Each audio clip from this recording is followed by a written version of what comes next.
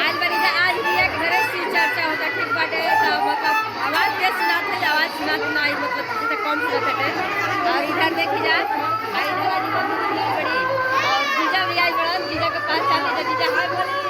हां और इधर पिंकी दीदी बड़ी जीजा से लाइक से लगाओ तरी और इधर बहुत लोग बड़े होंगे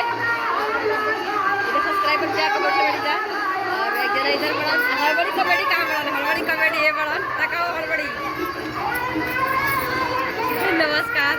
इधर छैला दी बड़ी और इधर देखिए यहाँ के नाम पहचानते नहीं देखिए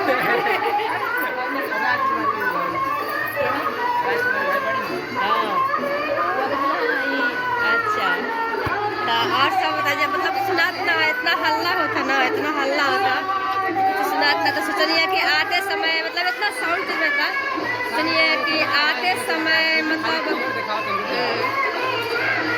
फिगर लोग की ये बड़ा काहे कि साउंड के साथ आवाज सुनात लगे चलिए कल में तने एगो लॉन्ग वीडियो शूट करिए काहे करिए अगर इसकी चर्चा होता बहुत साउंड सुनात है आप लोग ऐसे जुड़ रहे जा और प्यार दुलार आशीर्वाद दीजिए और पूरा फुल वीडियो देखिए एंजॉय कर जाओ और मस्ती कर जाओ और